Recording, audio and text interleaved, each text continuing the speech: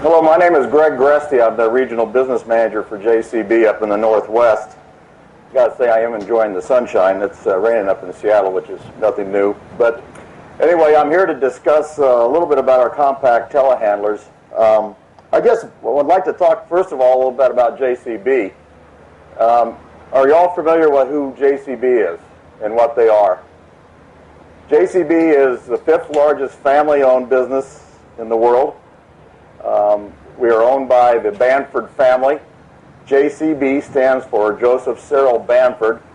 He was Joe Bamford was one that started the company back about 67 years ago. It's a UK-based machine, but we are now global. We are the third largest manufacturer of construction equipment behind Caterpillar and Komatsu. So we're pretty proud of that. I think the goal is to try to get us right behind Caterpillar at one point in time. So I don't know if you're all familiar with what JCB is. We currently have a large manufacturing facility in Savannah, Georgia. I have Adam Howard with me here. He's a demonstration guy. So if you have any questions about the machine in regard to demonstration, you can ask him after we get done here. But anyway, the machine we brought today is our 52450. It's mid-range to the equipment that we make in the compact telehandler line. We started making compact telehandlers in Europe in 1995. We brought the 520 over, which was the first machine in North America compact machine, in 1996. We did an upgrade of the machines in 2003, and we have 3 models now in this new style machine based on capacity 4,000 pound, 5,000 pound, and 6,000 pound capacity, all pretty much in this same size style of tractor. The goal here was to keep it compact in dimensions. So size-wise, we can still get through the 7-foot door. This is a tool carrier machine. We have the tool carrier front end on it. Our 4,000 pound machine comes with either a tool carrier front end, like we have on the front of this, or a dedicated skid steer mount. The 52040, which is our small 4,000 pound capacity machine, has a 50 horsepower motor. This is 83 horsepower. We found that having the skid steer front 50 horsepower is just a real nice combination for the skid steer guy that wants to move up from a skid steer into a telehandling machine. So I'll go through this one real quick. Like I mentioned to you before, it's a 7-foot machine, our compact machine. I'll just do a quick walk around with it.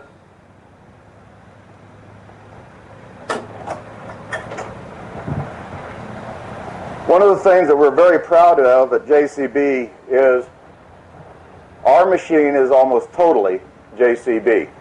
JCB axles, JCB transmission, JCB chassis. The whole machine basically is made by JCB. We are currently introducing this machine with our Dieselmax engine, which is our new 4-cylinder, 4-liter motor that we have available. We're using those in our backhoes and our Loadalls. This machine here, it came out of the demo yard. It still currently has the Perkins motor. But we will progress into the Dieselmax motor, which I got to tell you, I don't know if you're familiar or not, we actually did set the land speed record about a year or so ago in Bonneville with 2 Dieselmax engines at 350 mile an hour. So we wanted to go out and prove to the competition, or at least to the people in the diesel business, that we're here to stay. So this currently has the Perkins motor. One of the things that we wanted to have with this when we designed it, which we kept talking about today, is the ease of maintenance.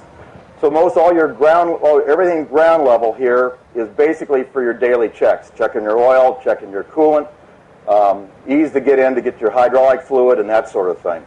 So we try to make it so it's very easy to get into, very easy to maintain. It does have a large capacity radiator on the back side, so if you do use attachments, it does eliminate a little bit of the problem with heat buildup, because of some certain attachments will build up heat. This machine comes standard with torque proportioning axles, meaning it is a four-wheel drive machine. It is four-wheel drive, but it's torque proportioning front and back. You can get it with limited slip differentials as an option. This is a four-wheel steer, four-wheel drive. You can two-wheel steer it, you can crab steer it, and you can four-wheel steer it. It's just a switch on the dash that changes the steering modes. Park brake over here on the side. One of the nice features of the JCB is that you can't drive through the park brake. A lot of the times in the industry you'll find that the guy's been driving down the road for the last half hour and notices that there is some smell coming up through the cab, and he finds out that he's had the park brake applied for the last 25 miles down the highway. So the nice thing about the JCB is that you can't drive through the park brake. The brake is on, the alarm comes on if you try to put it into gear.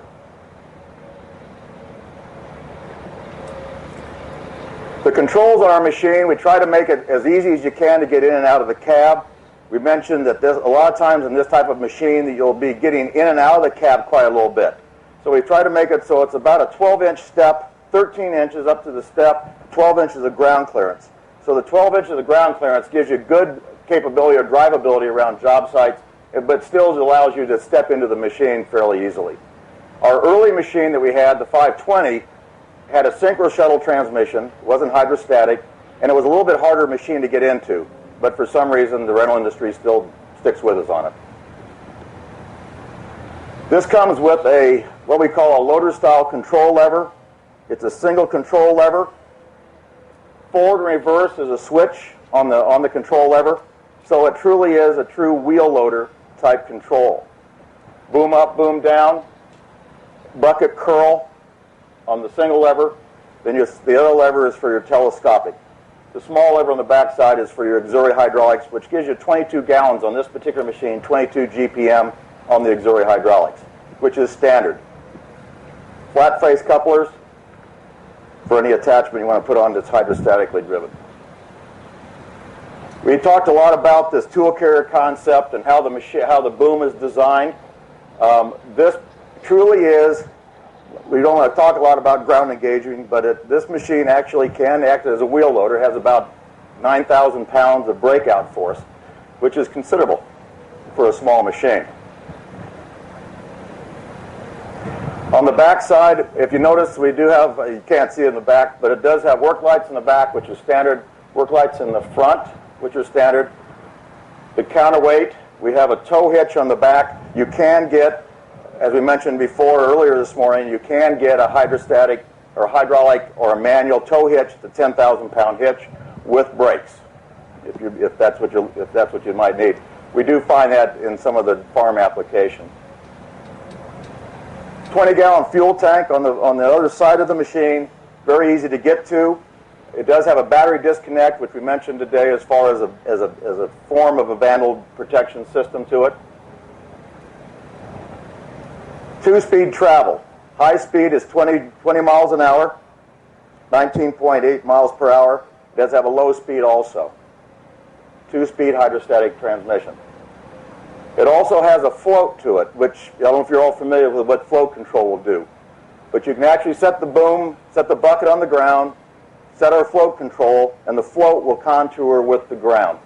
It's a nice feature for smoothing out gravel and that sort of thing. The nice thing we talked about yesterday, too, on the attachment, if you extend the boom out and float, it gives you a much easier or much smoother float control on the back of the machine when you're leveling the ground out. Plastic fenders. One of the features that we talk about, we feel is a benefit with the plastic fenders, is that if the machine does get damaged, it's a fairly easy fix to put those plastic fenders on. They aren't expensive, relatively speaking, I guess. And another nice feature about it is that the machine, if at resale, if the guy wants to go in there and make the machine look as sharp as he can, the fenders are all dinged up, he can actually take those fenders off relatively easy, put new fenders on it, make the machine look good. This machine is made in the UK. It is a UK-built machine. The next size machine bigger than this is the 527-55, which is a 6,000 pound up to about 19 feet. This is a 5,000 pounds up to 17 feet. Our small machine is 4,000 pounds up to about 14 feet. And what it'll pick on the ground and your maximum capacity it also will take to the maximum lift height.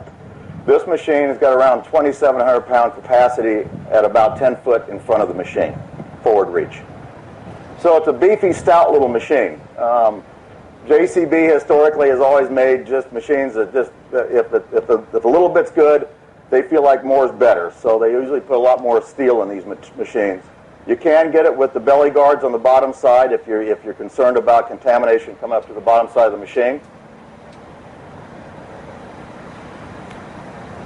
Like I mentioned before, this has got the torque proportion axles.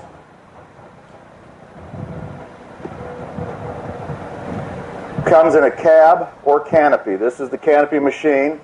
The machine with the cab or canopy is both certified ROPS and FOPS. The cab machine is air conditioned. It's got a radio package to it. It's a very, very nice machine. It does have a split door to it also. So you can have the Dutch door effect, so you can swing the door open if you want to get the ventilation through there. Comes standard with that front windshield guard on it. If you did get the cab, it also has wipers all the way around the cab.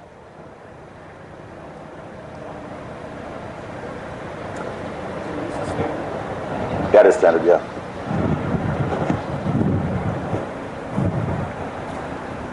Two-speed switch in the cab. You can shift it on the fly. So if you're going down the highway or going down the road, you can flip it to high speed. The high speed will engage. You don't have to stop to engage that. We do have we talked about this morning, we do have a electronic control lever that has a lot more functionality to it. It's a fairly expensive option. It's around $2,300. It does give you all control in one lever. You got boom up, boom down, you got your bucket curl, and you also got telescope without taking your hand off the control lever. So we do sell some. Some people want to buy the high-end machine, and that's what we have that available. We advertise what we call an inching control. Basically meaning is that if you want to rev the engine up without moving forward or reverse, we have our inching control, which is basically on the brake pedal function. So as you push the brake pedal down, it's more or less, it feels like a D-clutch mechanism. But it can be used as an inching control. In a snow removal application where you want to have high engine RPM and a fairly slow creep speed consistently, we would go into a creep control or a creep control system, which our dealers have been putting on. So it's not a real complicated thing to put together if you need to. Okay.